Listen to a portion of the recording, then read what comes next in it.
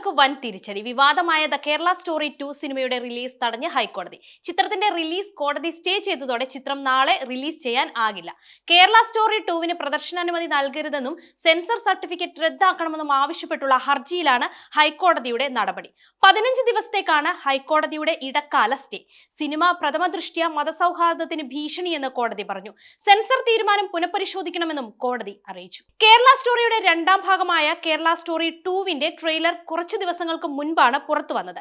കേരളത്തിൽ ഹിന്ദു പെൺകുട്ടികളെ പ്രണയം നടിച്ച് നിർബന്ധിത മതമാറ്റത്തിന് വിധേയമാക്കുന്നുവെന്നും സമ്മതമില്ലാതെ ബീഫ് വായിൽ വെച്ച് കഴിക്കാൻ ഭീഷണിപ്പെടുത്തുന്നുവെന്നുമുള്ള രംഗങ്ങളാണ് ട്രെയിലറിൽ ഉള്ളത്.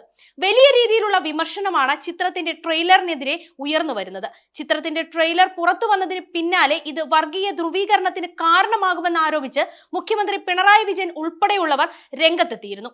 കണ്ണൂർ ചിറ്റാരിപ്പറമ്പ് സ്വദേശി ശ്രീദേവ് നമ്പൂതിരിയാണ് ഹർജി നൽകിയത്. സിനിമ കേരളത്തെ കളങ്കപ്പെടുത്താൻ ഉള്ളതെന്നും ക്രമസമാധാന പ്രശ്നത്തിനും കാരണമാകുമെന്നുമാണ് ഹർജിയിൽ പ്രധാന വാദം. ഒരു പ്രദേശത്തെ ജനതയെ ആകെ തെറ്റായ രീതിയിൽ ചിത്രീകരിക്കുകയാണ് ദ കേരള സ്റ്റോറി 2.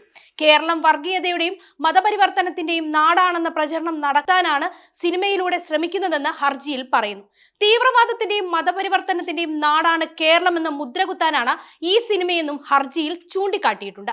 ഹർജിയിൽ സെൻസർ ബോർഡ് അടക്കമുള്ളവർക്ക് ഹൈക്കോടതി നോട്ടീസ് നൽകിയിരുന്നു. അതേസമയം രാജ്യത്ത് നിലനിൽക്കുന്ന സാഹചര്യമാണ് സിനിമയിലൂടെ പറഞ്ഞതെന്നായിരുന്നു സംവിധായകൻ കാമാഖ്യ നാരായണ സിംഗിന്റെ അവകാശവാദം.